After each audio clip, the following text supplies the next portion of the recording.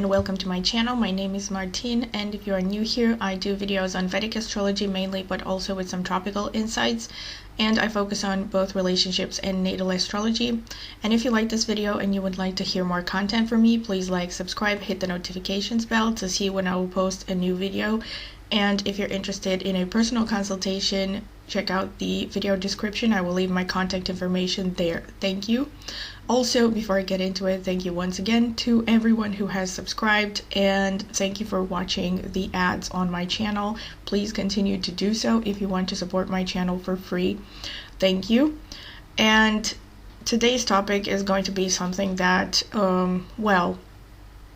it's a pattern that I have noticed, and as usual, when I feel like I have something to say, I generally feel like I should be making a video about it. So this is going to be about Rahu influenced relationships, to get straight into it. Now, just briefly, for people who maybe are new to astrology, I remind you that Rahu is about what you have to learn in this life. So the Rahu placement represents areas of life where you are inexperienced, that you haven't really experienced in previous lives, because as you know, astrology and reincarnation go hand in hand. And it represents areas basically that are, in other words, outside of your comfort zone. So Ketu, on the other hand, which is opposite Rahu always, Ketu being the south node of the moon and Rahu being the north node of the moon. I specify this for people who come from tropical astrology backgrounds. So Ketu represents the past life lessons. So it represents things that you have really experienced in depth in your previous lives. So it represents your comfort zone. Okay, so, and obviously these nodes are really important in synastry interlays, as I have mentioned also in several videos. Like, you can find them in my playlist, in my relationship astrology playlist.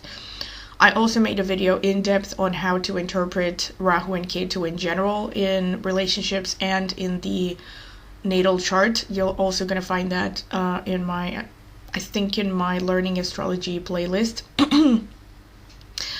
But this video is about a pattern that I noticed in relationships. So what do I mean by Rahu influence relationships, basically? So as you are aware, conjunctions to the Rahu, just as they push you towards lessons you have to learn in your natal chart. So in your natal chart, if you have planets conjunct Rahu, or if you don't have planets, looking at the house placement, those are areas that you have to go for in this life. Those are areas that life is going to throw you into. No matter how uncomfortable it is, you're going to keep facing issues in those areas. But what happens is that because you are so inexperienced, you could be having this seesaw kind of effect between your Rahu and your Ketu placements in this lifetime. So it's basically like sometimes you'll feel like you're taking 2 steps towards Rahu and then 1 step back towards Ketu, if that makes sense. Usually what happens is that people are attracted to the Rahu things, and then they get too uncomfortable, or they feel insecure, or something just messes up, or they mess up, whatever this Rahu placement represents. It depends on the house placement, sign, nakshatra, etc., conjunctions. It will show areas where you are drawn to, but like you feel uncomfortable. So what happens is, when you get too uncomfortable, you fall back to your Ketu. You go back, in a sense, to run home to mama, to put it like this. So Ketu represents your comfort zone. So let me give an example. For instance, a person who has, let's say, Rahu in the 6th house and has Ketu in the 12th house. So this person, throughout previous lives, they are used to spending times in isolation, because the 12th house is isolation. They were used to spiritual practices. Maybe they lived many lives, cultivating spiritual practices and living in isolation away from the rest of the world, maybe in an ashram, could even be maybe that they were imprisoned, any kind of environment that basically kept them away from the rest of the world. And now they are pulled towards the 6th house, which is the house of service. So in this life, they will feel drawn to using their knowledge to better the world. But maybe they will get into service or let's say they want to share their knowledge with the world, the things that they have learned through many lifetimes in isolation, but people will reject them, or people will mock them, or something will go wrong. They will face horrible pain for trying to share knowledge that other people feel uncomfortable with. So what is going to happen at first, especially when it's uncomfortable, they will not know how to react. So they might, completely retreat again to isolation. And until once again they feel the pull towards service, and then they will go back. Maybe they will share some more knowledge with the world, or they will change the way that they share the knowledge with the world, and they will keep trying, so they will go back and forth. So this is what people tend to do throughout their lifetimes, between their Rahu and their Ketu placements. This is an oversimplified example, because in reality, when you look at Rahu and Ketu, there are countless aspects to look at, conjunctions to the planets, aspects to the planets, to the points, Rahu and Ketu, placements by sign, by house, by nakshatra, etc. So all of these things you have to take into account to understand the full placement of the Rahu and Ketu. And of course, you also want to look at the Navamsha and where the Ketu and Rahu are sitting in the Navamsha. But this was just to explain how it happens, the dynamic, because in this life, basically, the people that you meet, so there are, with respect to Rahu and Ketu, there are 2 kinds of people that you're going to meet. Well, actually 3 kinds, let's say. So there are people whose planets will be conjunct your Rahu. So these people are, in a sense, brought into your path, or onto your path, to teach you something, to help you develop your Rahu placement. So the lessons that you have to learn based on your Rahu placement. These people are going to push you out of your comfort zone. And depending obviously on the planet in question, which planet is conjunct Rahu, you will get different results. But this is overall the general idea. So people who have other planets or their ascendant conjunct your Rahu will pull you out of your comfort zone. People who have planets conjunct your Ketu are going to feel comfortable to a large extent, because these are people that you have had past life connections with. And sometimes, again, depending on the planet in question, these people might be people that you have some kind of karmic baggage with. This could be a person that either owes you something or you owe them something. So in this life, you meet them to basically settle a score. A lot of the times, that's usually what happens. Or if it was that you had positive interactions in previous reincarnations, this is just a person that you feel a strong and usually very immediate connection with. So these are people that you're going to feel safe with. They're going to keep you in your comfort zone. And what this translates into in relationships, and the third category, that, because I said there were 3 categories, are people that don't have planets conjunct either your Ketu or your Rahu. So these are people that you are, obviously in relationships, it doesn't mean that if you don't have conjunctions to your Rahu or Ketu, it does not mean that this is a wrong person for you, or that you have nothing to learn from this person. No, but it means that this is a person that you can obviously, through your free will, choose to have a relationship with. You could also have, obviously, a very good relationship with. And if you develop a connection in future incarnations, you will probably find Ketu conjunctions to this person's chart. But that's a different topic. But yes, so you can absolutely have a good relationship. In fact, some of the most long-lasting relationships that I've seen are relationships that don't have any Ketu or Rahu connections, because usually Ketu or Rahu, they bring this issue of karma, and they push you in your seesaw equation of either pulling you or pushing you away from the things that you have to learn in this lifetime. So there tends to be a little bit more tumultuous interactions in these kinds of relationships. There's more heaviness and there's more karma involved. But okay, so this is what I wanted to say about the 3 categories of people. So the people that you're going to meet who are conjunct your Rahu, and what I've seen in synastry is so often that when you see relationships that have more Rahu conjunctions than Ketu, or they have no Ketu conjunctions, but they have Rahu conjunctions. Now, mainly when I'm talking about these aspects, I am referring to inter aspects, so without the composite chart. The composite chart is something else because that's about how you interact as a couple.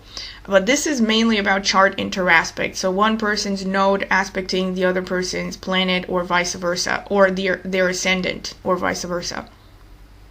So when you see more Rahu conjunctions, what happens is that you simultaneously feel like, let's say a person has their planet conjunct your Rahu, you feel simultaneously very drawn to this person, but at the same time you feel a great deal of anxiety connected to this person. Obviously, this will vary also on the individual, based on the individual situation, because some people, for instance, they could have, like, especially if you look at a person's chart and they have a lot of planets conjunct their Ketu, and then they have no planets conjunct their Rahu, these people are very likely going to feel uncomfortable being around someone whose planets is conjunct their Rahu, because they are really in their comfort zone. So when someone comes along and basically pulls them away from their comfort zone, they really freak out. They start to panic. They start to, because think about it, it's like your Rahu is the great unknown, it's like being pushed, like you're comfortable in your environment, whatever that environment is, like literally a fish in water, and someone pulls you out of water and tells you, like, let's go to outer space.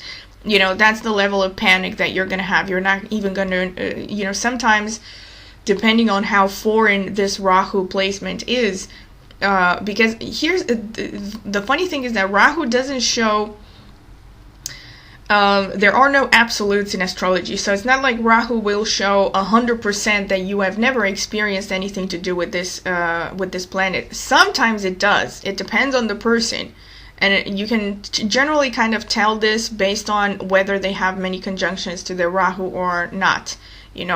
But so it could be that if you have a Rahu in a particular placement, maybe you have had 1 or 2 incarnations delving in those issues, but you've only had 1 or 2 versus maybe 100 incarnations dealing with the Ketu things. You know what I'm saying? So there are various degrees of comfort connected to the Rahu and Ketu axis. However, that's what I wanted to say. So generally what happens is, that when you meet a person whose planets are conjunct your Rahu, they bring a huge attraction and at the same time a repulsion. And obviously, again, so like I mentioned, I will be doing more videos in the future going into individual contacts based on each planet. But just in case you are curious, I did make a video on Saturn conjunct Rahu and Sun conjunct Rahu or Sun conjunct Ketu in synastry, and you can find those in my relationship astrology playlist. So yeah, if you're curious. And what I wanted to say, okay, this is what I wanted to say. And I just to illustrate these things. So I've noticed that, again, don't take this in a fatalistic way. Like, I'm not trying to say, obviously, if you have more Rahu conjunctions that the relationship is doomed or anything like that. But it helps you to understand these things, When a person makes you feel uncomfortable or like they're pulling you out of your comfort zone, it helps to understand where this comes from. And maybe it could help you deal with these issues in relationships better if you are aware of them. But just to illustrate what I'm talking about, I have taken a few examples of celebrity couples. And I wanted to get in depth to explain. So the first celebrity couple is Richard Burton and Elizabeth Taylor. Now, in their synastry, now obviously this is a famous tumultuous relationship. I think they were married twice and they were about to get married a third time, but then they broke off the engagement. So this was obviously a very tumultuous relationship. It was, in my humble opinion, clearly karmic, but obviously they also had a lot of other aspects in synastry aside from the Rahu and Ketu placements that were leading to the attraction, but I won't get into the full synastry. I'm just going to be looking at the nodes. So ascendant, Richard Burton had ascendant in Pisces, and Elizabeth Taylor had Rahu in Pisces. So already you have a great conjunction. When you have this conjunction, this is definitely one of those conjunctions where you feel a very strong attraction to a person. So Rahu conjunct the ascendant. It shows that there's definitely this feeling of fatedness to this connection. Like you are meant to meet this person, especially on the part of the Rahu person. So there's a really huge attraction here. Then Richard Burton's Rahu was in Cancer, conjunct her Jupiter in Cancer. So already you have two Rahu conjunctions in this synastry inter aspects. And then you have his Ketu in Capricorn, conjunct her Saturn in Capricorn. So here we have the Saturn-Ketu conjunction. So clearly to me, this really kind of explains the seesaw effect here. I mean, married twice and engaged a third time, and then eventually completely separated. Something that I noted down here is that neither of them have any planets conjunct Ketu, so they are not particularly attached to their comfort zones, so to speak. And they also don't have any planets, I think, conjunct Rahu. Yeah. So basically, this is slightly more of a Rahu dominant relationship, right? They have one Ketu conjunction, one Rahu conjunction. The Saturn conjunct Ketu is a placement that I did say I was going to make a video about, but just briefly, what this conjunction shows is actually it speaks for the stability of a relationship. So despite the fact that they had the Ketu Saturn conjunction, they still split up three times, and finally after the third time. Just to show you how strong this push and pull is between Rahu and Ketu, and especially when it comes to Rahu conjunctions. So my feeling is probably what happened here is that ultimately they felt too uncomfortable together and eventually separated, or maybe, of course, there's more that can be said about this. Like it could be just that they were getting older, and when people tend to get older, they tend to retreat towards their comfort zones. It could also be that, I don't know. But in any case, to me, this definitely explains a huge part of why they had such a tumultuous and back and forth relationship. Another example is Brad Pitt and Angelina Jolie. Now, just for fun, I took Brad Pitt and Angelina Jolie versus Brad Pitt and Jennifer Aniston to see what was going on there. Now, obviously, there is a lot more to be said about these relationships. If you look at the entire charts, I didn't look at the entire charts. Once again, I only looked at the Rahu and Ketu.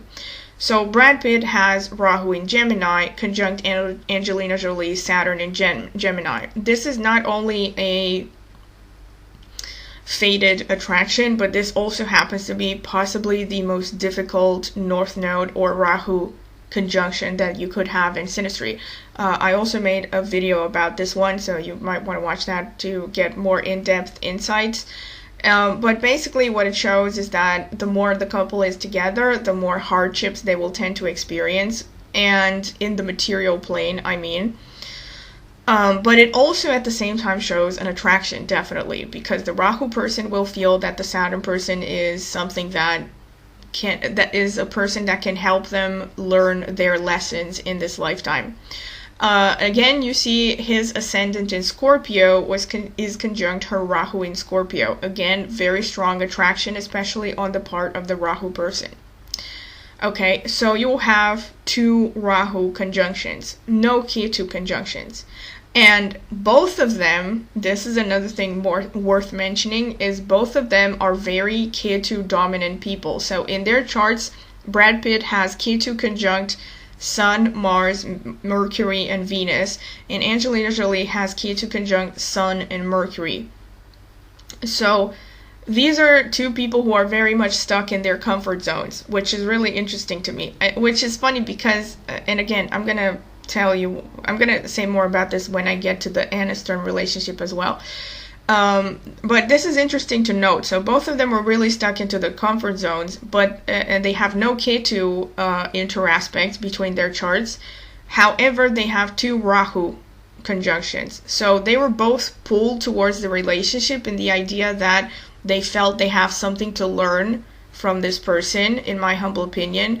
But then they probably got way ahead of themselves. Like, they got way too uncomfortable in this relationship, and it probably was a huge reason why they eventually split up. Okay, because they were pushed way outside of their comfort zone, and neither of them, I think, were really ready for that. Okay. So the next relationship, Brad Pitt and Jennifer Aniston. So Brad Pitt has Jupiter in Pisces conjunct Jennifer Aniston's Rahu in Pisces. So they have one Rahu interaspect conjunction. She also has Ketu in Virgo conjunct Jupiter. So in her chart, she has one Ketu conjunction, no Rahu conjunctions. So again, both of them were more Ketu dominant as people. They were more attached to their comfort zones rather than going for the future and the lessons that their respective Rahus pushed them towards.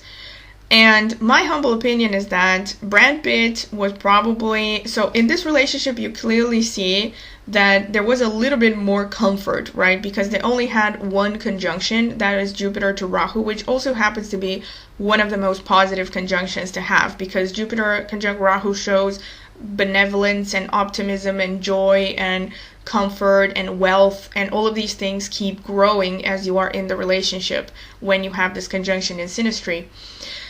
And so they were both also very more Ketu dominant again. So in my humble opinion, I think Brad Pitt was drawn to Angelina Jolie partly because he felt on a subconscious level that this is a person that he could learn new things with.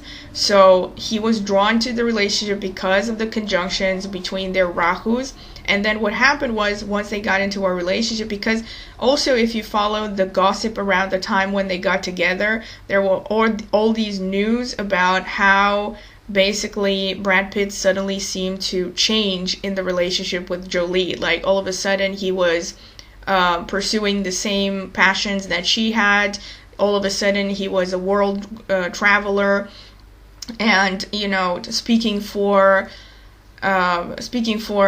charity and all this stuff, whereas when he was with Aniston, he seemed to be more like a homebody, really introverted almost, and had a really comfortable existence without many challenges. So my humble opinion, he was drawn to the relationship because he wanted to develop his Rahu, but eventually it turned out to be too much for him. Obviously, of course, there are also other things in the synastry that led to the demise, I think, of the relationship. But this is one potential aspect that I think definitely describes what happened in this scenario. Okay, another example, the last of the examples, is Bill Gates and Melinda Gates. Now, even though they have separated recently, these people have been together for a very long time. So, I mean, this relationship has run its course, if you will. Okay, some people have said, okay, why separate after these many years? I mean, it's nobody's business, really. But when a relationship lasts this long, I think you can definitely call it a successful relationship, even though it ended after, I don't know, I think they were together for like 25 years or 30 years or something like that, for at least 20 years, I think. And they also have like 3 children together. So it was definitely a successful relationship. Now, what you see in their charts with respect to the North Node, South Node situation is Bill Gates is Rahu in Scorpio, so his North Node in Scorpio. He has no conjunctions to either his Rahu or his Ketu.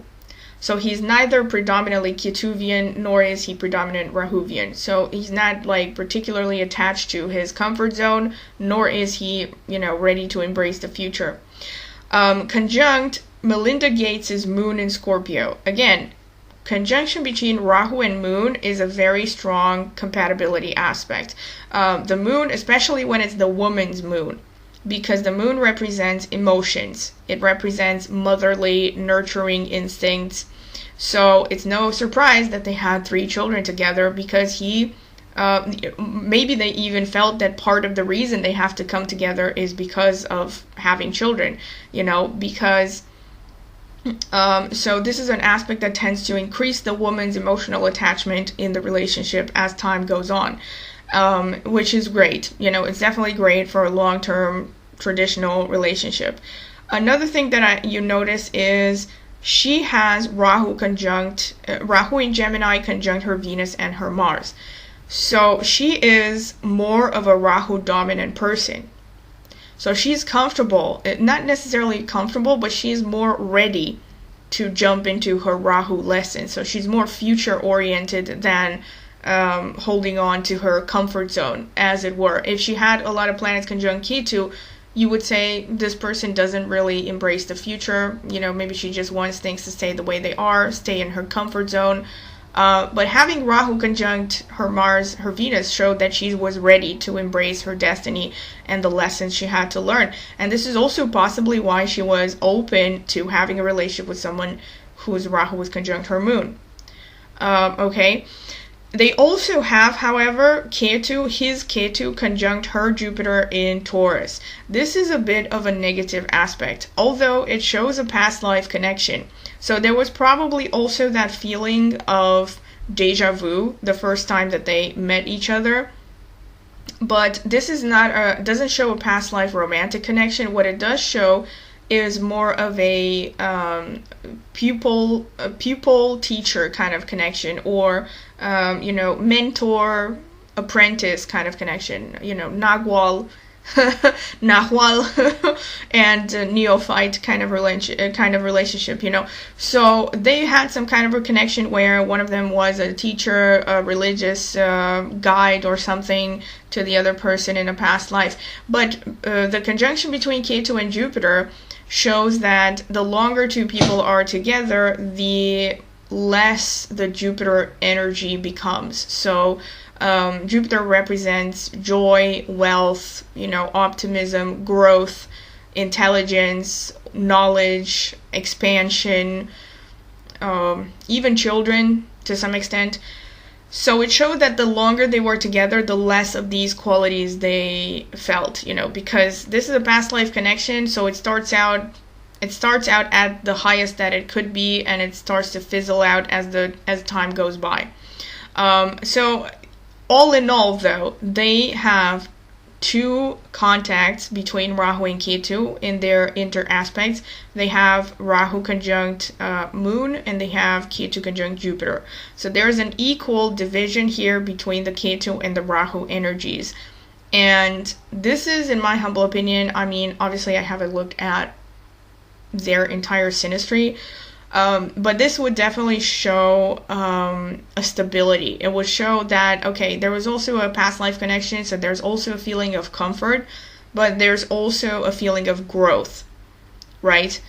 And the fact that, it's, let's say, slightly more Rahu dominant, okay, because Melinda in her chart has Rahu conjunct Venus and Mars. And there could be, however, there could also be context to the ascendant, but I haven't seen it because her time of birth is not known, okay? So there might even be something connected to her ascendant. But even without looking at the ascendant, this is enough to tend to show a nice balance between 2 people with respect to their karmic lessons, okay? So this is being pretty much it. And once again, I don't want you to be like fatalistic or anything, or jump to conclusions just based on Rahu and Ketu. But this is, something that I have noticed, and I think it was worth mentioning. And I hope that it helps you understand your relationship dynamics better. Okay? So this has been it. Thank you once again for listening. And if you like the video, please like, subscribe, hit the notifications bell, comment in the comment section with any feedback that you want to give, And also, if you're interested in a personal consultation, I do consultations on a wide variety of topics. Please check out the video description. I will leave my contact information there. Thank you.